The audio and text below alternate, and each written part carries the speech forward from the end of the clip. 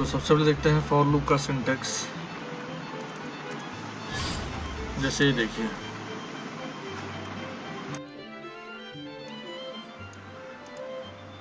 For variable is equal to initial value semicolon condition increment और decrement and statement, और statement के बाद यहाँ पे ये स्टेटमेंट एंड सेमीकोलन। तो जैसा कि वाइल लूप या डू वाइल लूप में मैंने तीन चीजें बताई थी कि कोई वाइल लूप होगा या डू वाइल लूप होगा, उसमें तीन स्टेप इंपॉर्टेंट होते हैं। पहला है इनिशियलाइजेशन, दूसरा है कंडीशन और तीसरा है इंक्रीमेंट और डिक्रीमेंट। इनिशियलाइजेशन जो होगा ये डिसाइड करेगा कि लूप चलना कहाँ से स्टार्ट होगा, कंडीशन ये डिसाइड करेगी कि लूप हमारा कहाँ तक चलेगा, और इंक्रीमेंट डिक्रीमेंट वाला पोर्शन ये डिसाइड करेगा कि लूप जो है हमारा इसमें कितने कितने का स्टेप आएगा। तो ये तीनों स्टेप मिलके आपका लूप का एग्जीक्यूशन डिसाइड करते हैं।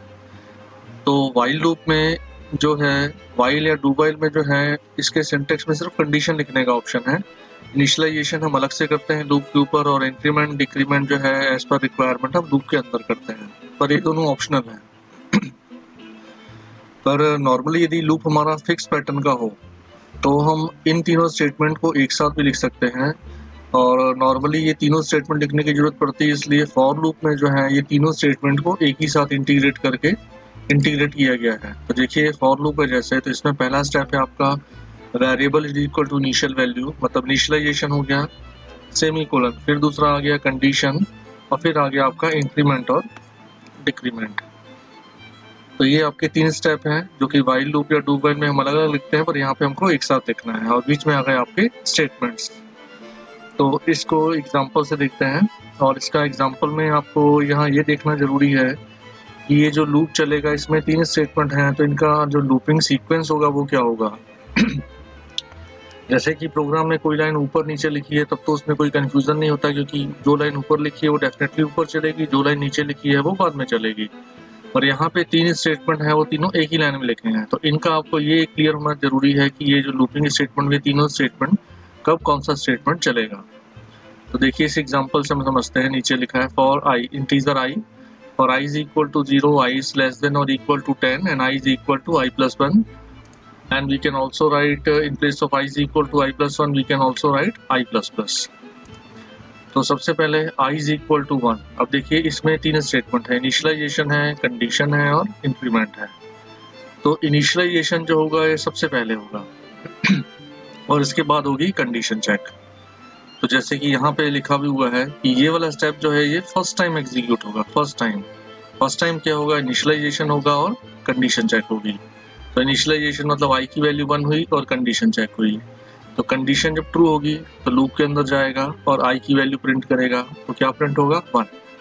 अब जब वापस ऊपर जाएगा लूप में, अब क्या होगा, अब पहले इंक्रीमेंट होगा फिर कंडीशन चेक होगी। मतलब ये देखिए अब जो होगा इंक्रीमेंट होगा फिर कंडीशन चेक होगी। तो इंक्रीमेंट होने से आई की वैल्यू कितनी हो जाएगी, आई की वैल्यू होगी 2, कंडीशन चेक होगी, कंडीशन क्या होगी ट्रू, तो क्या प्रिंट करेगा 2, और फिर लूप ऊपर जाएगा। और अब यही प्रोसेस जो होगी आपकी रिपीट होती रहेगी। मतलब अब इंक्रीमेंट होगा कंडीशन चेक, इंक्रीमेंट होगा कंडीशन चेक, और ऐसी ये तब तक प्रोसेस होती रहेगी जब तक हमारी कंडीशन ट्रू है। तो आई की वैल्यू 3 होगी, कंडीशन ट्रू है 3 प्रिंट होगा, आई की वैल्यू 4 होगी, कंडीशन ट्रू है 4 प्रिंट होगा। अब हम देखते हैं 9 के बाद क्या होगा।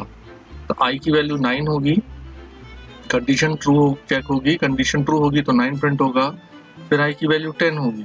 आई की वैल्यू 10 होने पे भी देखेंगे आप ये कंडीशन ट्रू है, क्योंकि लिखा क्या है I is less or equal to 10, तो कंडीशन ट्रू है तो 10 प्रिंट होगा। फिर आई की वैल्यू क्या होगी 11, आई की वैल्यू 11 होगी, तभी हम कंडीशन चेक करेंगे दोबारा, तब ये कंडीशन देखेंगे आप क्या हो जाएगी, कंडीशन फॉल्स।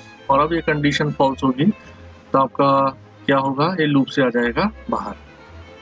तो इस तरह से ये जब फॉर लूप एग्जीक्यूट होता है तो ये वाला स्टेटमेंट जो है ये सिर्फ फर्स्ट टाइम चलेगा, इनिशियलाइजेशन एंड कंडीशन चेक। और अगली बार जितनी बार भी लूप चलेगा तो इंक्रीमेंट होगा और कंडीशन चेक होगी, इंक्रीमेंट होगा कंडीशन चेक होगी, इंक्रीमेंट होगा और कंडीशन चेक होगी, और ये प्रोसेस आपकी जो होगी वो कंटिन्यूसली चलती रहेगी जब तक कंडीशन ट्रू है। इस प्रोग्राम का अभी आउटपुट हमारा क्या आ जाएगा, 1 to 10 आएगा। ठीक है ना, इसको हम एक बार चला के देख लेते हैं।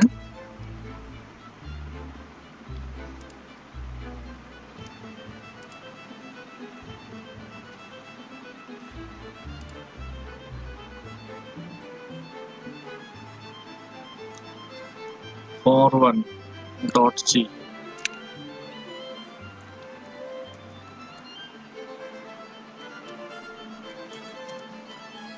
Hash include stdio.h main int I for I is equal to 1, I is less or equal to 10 and I is equal to I plus 1. और हमको मालूम है कि इंक्रीमेंट के लिए कौन सा ऑपरेटर यूज कर सकते हैं, प्लस प्लस, तो हम लिख सकते हैं I प्लस प्लस। और फिर लिखा printf %d \n I। ठीक है ना। अब इसको हम सेव करके एक बार रन करके देखते हैं।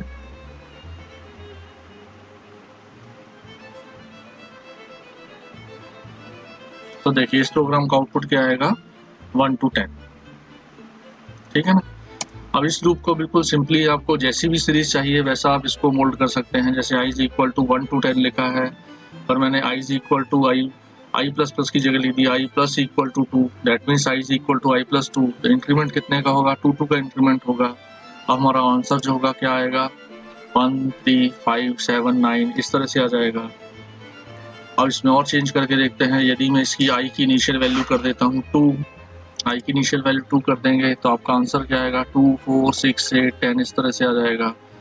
और इसी को यदि 10 की जगह मैं 20 कर देता हूँ तो लूप हमारा 20 टाइम्स तक 20 तक चलेगा। जब तक i की वैल्यू 20 से कम है या बराबर है तब तक ये लूप चलेगा। तो इस तरह से इनिशियलाइजेशन और कंडीशन वाला पोर्शन को हम चेंज करके या इंक्रीमेंट वाले पोर्शन को चेंज करके लूप को आप अपने हिसाब से चेंज कर सकते हैं, ठीक वैसे जैसे आप वाइल में करते थे। और ऐसे ही आप इस लूप को रिवर्स भी चला सकते हैं। जैसे i is equal to 10, condition का ध्यान रखना पड़ेगा आपको, i is greater or equal to 1। और अब क्या आ जाएगा यहाँ पे i माइनस माइनस। i की इनिशियल वैल्यू होगी 10 और कंडीशन चेक होगी। अब यहाँ फिर से देखिए i की इनिशियल वैल्यू क्या है 10, कंडीशन चेक होगी तो कंडीशन क्या होगी, true, because i is greater or equal to 1। Yes, तो क्या प्रिंट होगा, i मतलब 10। फिर i की वैल्यू 9 होगी, फिर कंडीशन ट्रू होगी तो क्या प्रिंट होगा, 9। फिर प्रिंट होगा 8, फिर प्रिंट होगा आपका 7। ऐसे कब तक प्रिंट होता जाएगा, 1। फाइनली जब i की वैल्यू क्या होगी 0, तब ये कंडीशन फॉल्स होगी, लूप से आ जाएगा बाहर। इसको चला के देखते हैं। तो आपका देखिए रिवर्स लूप आ गया, आपका 10 to 1 तक वैल्यू आपकी स्क्रीन के ऊपर प्रिंट हो गई। तो इस तरह से हम कोई भी प्रोग्राम इजीली बना सकते हैं। तो पहले हमें जैसे इसमें कुछ प्रोग्राम है हम करते हैं। जैसे कि पहला प्रोग्राम करते हैं कि write a program to display the sum of first 10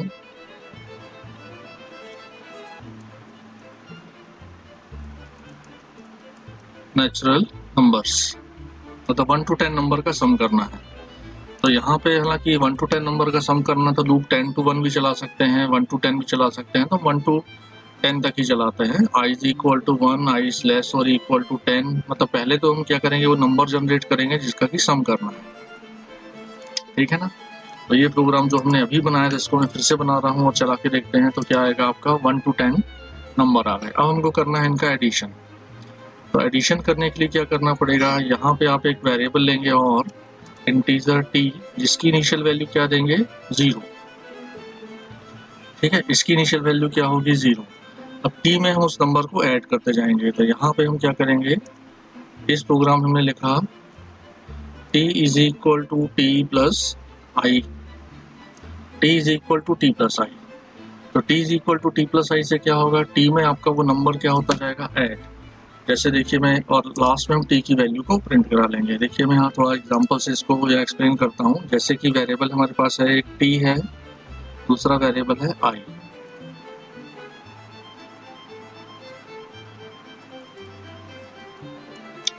t की इनिशियल वैल्यू कितनी है, 0। फर्स्ट टाइम देखिए i कितना हुआ, 1। हाँ, एक एक स्टेप आप इस मेथड को ट्राई रन बोलते हैं, मतलब कि वैल्यू किस वेरिएबल की कैसे चेंज हो रही है, इस मेथड से आपको वो क्लियर हो जाएगा एकदम। तो i की वैल्यू हुई 1, कंडीशन ट्रू है तो ये स्टेप रन होगा। ये स्टेप क्या करेगा, t is equal to t plus I.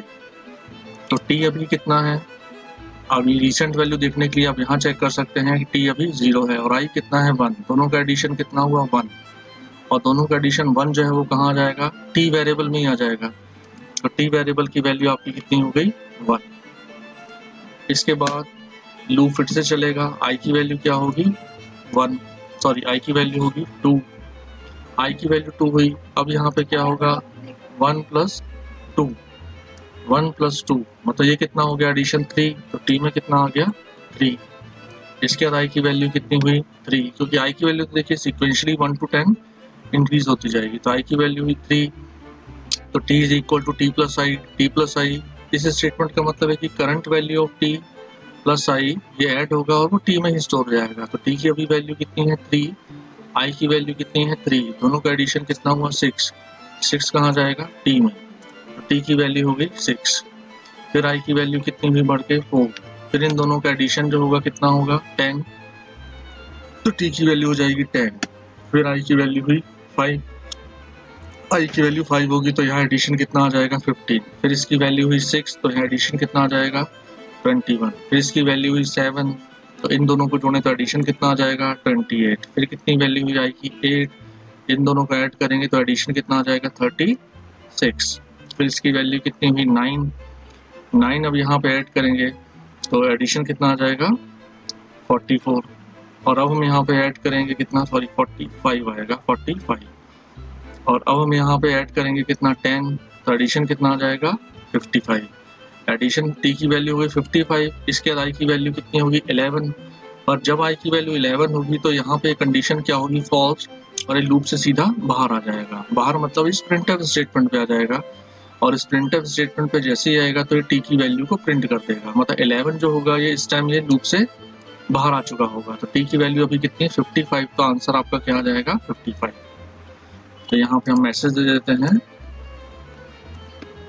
Total is 55, और ये वाला पोर्शन जो है इसको हम कर देते हैं कमेंट, नहीं तो यहाँ पे एरर शो करेगा। और आप प्रोग्राम अब चला के देखिए, देखिए आंसर क्या है, टोटल इज 55। तो ये एक बहुत ही इम्पोर्टेंट और बेसिक लॉजिक है किसी भी प्रोग्राम में किसी भी तरह की सीरीज का टोटल करने के लिए।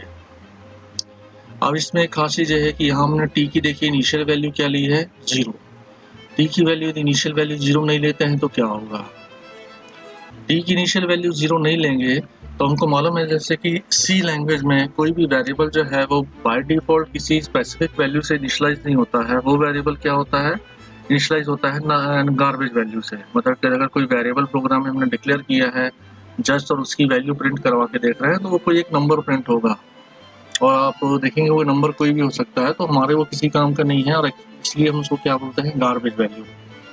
तो वो बाय डिफॉल्ट क्या होगा, वो गार्बेज वैल्यू से इनिशियलाइज होगा, और गार्बेज वैल्यू की प्रॉपर्टी है कि गार्बेज वैल्यू में कोई भी आप मैथमेटिकल ऑपरेशन अप्लाई करेंगे देन रिजल्ट बिकम गार्बेज। मतलब गार्बेज में आप कुछ ऐड करते हैं, सब्ट्रैक्ट करते हैं, डिवाइड करते हैं, मल्टीप्लाई करते हैं, तो रिजल्ट हमेशा क्या होगा गार्बेज होगा।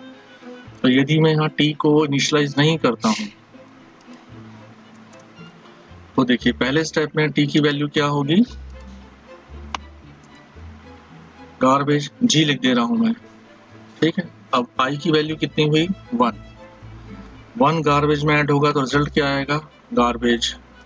फिर आई की वैल्यू हुई 2, 2 गार्बेज में ऐड हुआ तो रिजल्ट क्या होगा गार्बेज। तो आपका पूरा रिजल्ट जो होगा वो क्या होगा गार्बेज आ जाएगा। और इसको हम चला के भी देख सकते हैं, यदि इसको अनइनिशियलाइज करके प्रोग्राम को चलाते हैं तो आपका रिजल्ट जो होगा कोई वो अनएक्सपेक्टेड नंबर होगा। जैसे रिजल्ट देखिए यहाँ 63 आ रहा है। अब 63 कहाँ से आया कैसे आया आप इसको नहीं पता कर सकते, ठीक है। तो इसीलिए यहाँ पे वेरिएबल जो टोटल करते हैं हम उसको इनिशियलाइज करना जरूरी है। अब क्वेश्चन आता है कि हमने इसको 0 से ही क्यों इनिशियलाइज किया, किसी और नंबर से इनिशियलाइज क्यों नहीं किया। तो 0 से इनिशियलाइज करने का सेंस ये है कि यदि हम किसी सीरीज का टोटल कर रहे हैं तो टोटल में जब हम फर्स्ट टाइम ऐड करते हैं, देखिए फर्स्ट टाइम जब आई की वैल्यू 1 होगी तो हम यहाँ क्या ऐड करेंगे 0 + 1, और 0 + 1 क्या आ जाएगा 1। मतलब कि टोटल की सीरीज में यदि आप 0 ऐड करते हो तो सीरीज के टोटल में या सीरीज के आंसर में आपका कोई फर्क नहीं पड़ेगा, इसलिए आपकी सीरीज जो है वो क्या होगा उसका आंसर हमेशा सही आएगा। पर यदि यहीं पे वो सीरीज आपकी क्या होती है, मल्टीप्लिकेशन की, तो मल्टीप्लिकेशन की सीरीज होगी, तो मल्टीप्लिकेशन में आप देखिए कि यदि मैं उसको 0 से इनिशियलाइज कर देता हूँ तो मल्टीप्लिकेशन में बीच में कहीं भी 0 आ जाएगा तो पूरी सीरीज का आंसर क्या हो जाएगा, 0। इसलिए मल्टीप्लिकेशन वाली सीरीज जो होगी उसको हमको इनिशियलाइज करना पड़ता है हमेशा किससे, 1 से। तो आप ध्यान रखना कॉन्सेप्ट यही चलता है, टोटल किसी सीरीज का करना हो या किसी सीरीज का आपको मल्टीप्लिकेशन करना हो तो आपको एक वेरिएबल लेना पड़ेगा जिसमें हम टोटल करेंगे या मल्टीप्लिकेशन करेंगे। टोटल के लिए सीरीज को लिए जो वेरिएबल यूज करेंगे उसको इनिशियलाइज करना पड़ेगा 0 से, और मल्टीप्लिकेशन जो हम किस सीरीज का करेंगे उसको इनिशियलाइज करना पड़ेगा 1 से।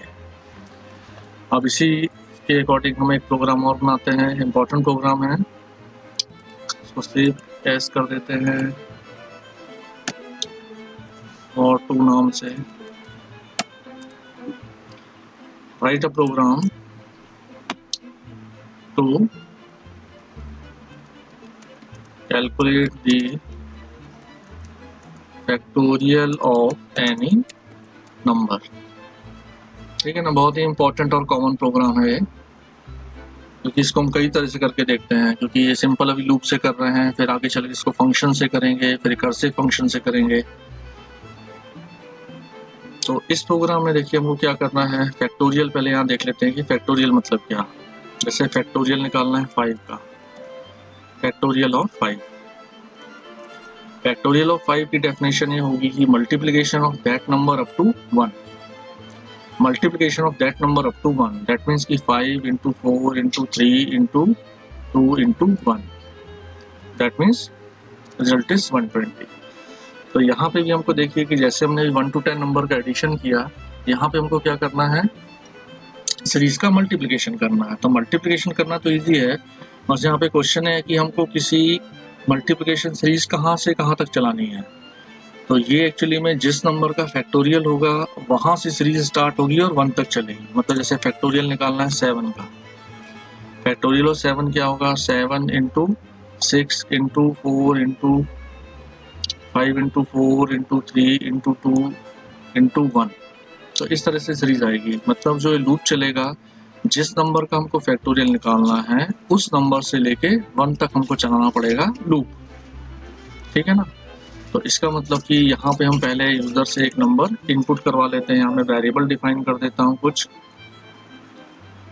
n ले लेते हैं एक वेरिएबल जिसमें यूजर से नंबर इनपुट कराएंगे, और इसके बाद एक वेरिएबल ले लेते हैं f जिसमें कि हम फैक्टोरियल स्टोर कराएंगे, और इसकी इनिशियल वैल्यू कितनी दे दी है 1। जैसा कि मैंने अभी बताया था कि ये मल्टीप्लिकेशन सीरीज है इसलिए इसमें वेरिएबल इनिशियलाइज होगा किससे, 1 से। अब प्रिंट है एंटर एनी नंबर, है ना, प्रॉपर मैसेज होना देखिए जरूरी है। Scan F %d comma %n, n में हमने एक नंबर इनपुट करा लिया। n में नंबर इनपुट कराने के बाद अब हम लूप चलाएंगे कहाँ से, n से चलना स्टार्ट होगा, और कब तक चलेगा, जब तक की वैल्यू 1 से ज्यादा या 1 के बराबर नहीं हो जाती। और यहाँ पे i की वैल्यू को हम क्या कर देंगे, हर बार माइनस माइनस। अब देखिए ये लूप हमारा कहाँ से कहाँ तक चलेगा। यदि हमने सपोज एंटर किया n में 5 तो लूप चलना स्टार्ट होगा n से, मतलब 5 से 1 तक। यदि यूजर ने नंबर इनपुट कर दिया 7 तो लूप चलेगा 7 से 1 तक। तो यहाँ पे लूप को थोड़ा हमने डायनामिक बना दिया, मतलब जो नंबर यूजर इनपुट करेगा उस नंबर से लेके 1 तक ये हमारा क्या करेगा, लूप चलेगा। और अब हम यहाँ पे लिख दे रहे हैं f = f × i। तो i की जो वैल्यू होगी f में क्या होती जाएगी, मल्टीप्लाई, और लूप से बाहर आने के बाद हम यहाँ प्रिंट करा लेंगे फैक्टोरियल इज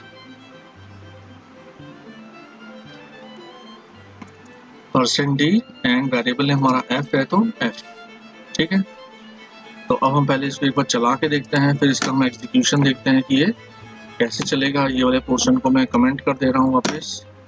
ठीक है ना, प्रोग्राम चला के पहले एक बार चेक कर लें। यहाँ पे एरर आ रही है कुछ, क्योंकि यहाँ सेमीकोलन नहीं लगाया है।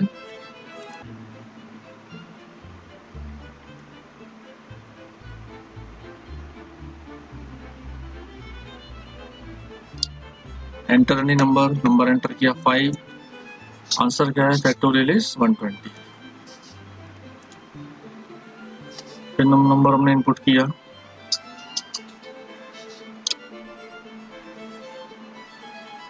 फिर नंबर इनपुट किया 7, आंसर कितना आ गया देखिए, ठीक है ना।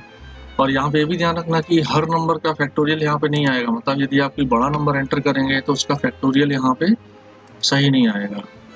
जैसे कि यहाँ नंबर मैं एंटर करता हूँ 15, तो इसका भी फैक्टोरियल आ गया, है ना। और बड़ा नंबर इनपुट करके देखते हैं, क्योंकि यहाँ पे इंटीजर वेरिएबल की जो एक होगी रेंज होगी, उस रेंज से बाहर जैसे ही वेरिएबल जाएगा तो उसका फैक्टोरियल यहाँ पे नहीं आएगा। जैसे 45 लिखा तो देखिए क्या आया, फैक्टोरियल इज 0। तो इसका मतलब क्या है कि यह प्रोग्राम गलत है क्या? नहीं, इसका मतलब ये नहीं है कि ये प्रोग्राम गलत है। इसका मतलब ये है कि 45 का जो फैक्टोरियल है वो इतना बड़ा नंबर है जो कि इंटीजर वेरिएबल की रेंज में एकोमोडेट नहीं हो रहा है, इसलिए यहाँ पे क्या आने लगा, वो गार्बेज वैल्यू। तो इस तरह से जो प्रोग्राम में एरर आती है इसको हम बोलते हैं रन टाइम एरर, ठीक है ना। क्योंकि इसमें देखिए सिंटेक्स एरर नहीं है, सिंटेक्स एरर यदि होती तो क्या होता, प्रोग्राम वहीं एरर दे देता, चलता ही नहीं। इसमें लॉजिकल एरर नहीं है, लॉजिकल एरर अगर होती तो प्रोग्राम का आउटपुट सही नहीं आता, मतलब दोनों एरर नहीं है।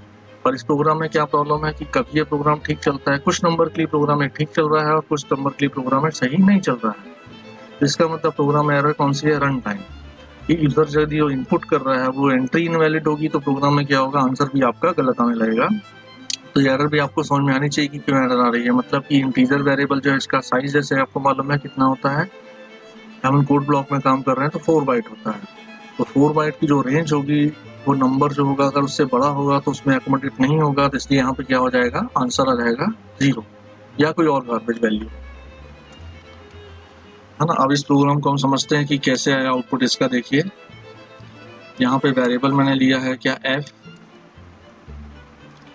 और यहाँ पे वेरिएबल है i, और एक वेरिएबल और है जिसमें क्या है n में सपोज मैंने नंबर इनपुट किया 6।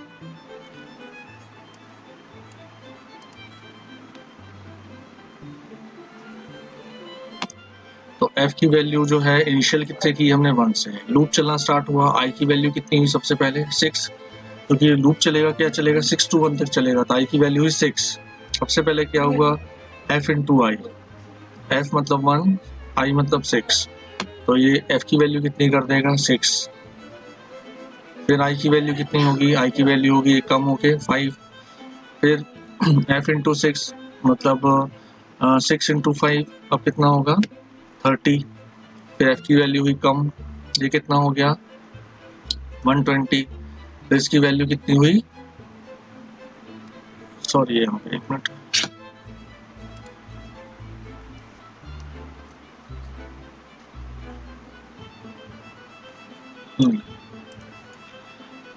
इसको फैक्टोरियल के प्रोग्राम को ड्राई रन करके देखते हैं। देखिए जैसे देखिए f की वैल्यू हुई 1, i की वैल्यू हुई 6, i की वैल्यू 6 तो 6 into 1 6, फिर i की वैल्यू हुई 5, 6 into 5 30, फिर i की वैल्यू 4 है तो 4 into 30 120, फिर 120 into 3 6 360, 360 into 2 720, 720 into 1 720। फिर i की वैल्यू फाइनली क्या होगी 0, तो लूप से आ जाएगा बाहर, और f की वैल्यू क्या होगी 720 प्रिंट हो जाएगी।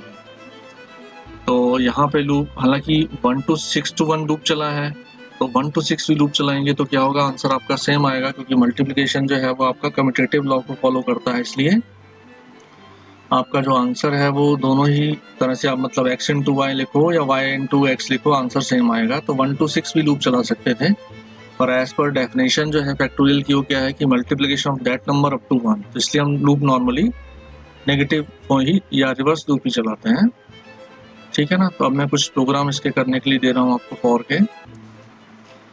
तो देखिए ये कुछ प्रोग्राम है, इनको आप लोग कर सकते हैं। जो हमने वाइल से प्रोग्राम किए थे उनको भी आप फॉर लूप से बना सकते हो। तो आप ये वाला कर लीजिए, display first 20 odd numbers, multiplication table, sum वाला हमने कर लिया है। ये वाला प्रोग्राम अच्छा है, ये वाला आप कर लीजिए। Write a program to accept an number from user and calculate its total and average. Write a program to display the sum of all even number between 1 to 100। Write a program to calculate the factorial of any number. Answer, write a program to check entered number is prime or not। ठीक है ना। तो ये prime number वाला अच्छा program है, sum of accept 10 number from user and calculated total and average. ये अच्छा प्रोग्राम है। और उसके बाद आप ये वाला प्रोग्राम दोनों जरूर ट्राई कीजिएगा कि write a program to check entered number is prime or not, and write a program to display n elements of Fibonacci series. Fibonacci series means multiplication, each number is the addition of its just previous two numbers. नहीं तो next class lecture जो होगा उसमें अपन इसको solve करेंगे।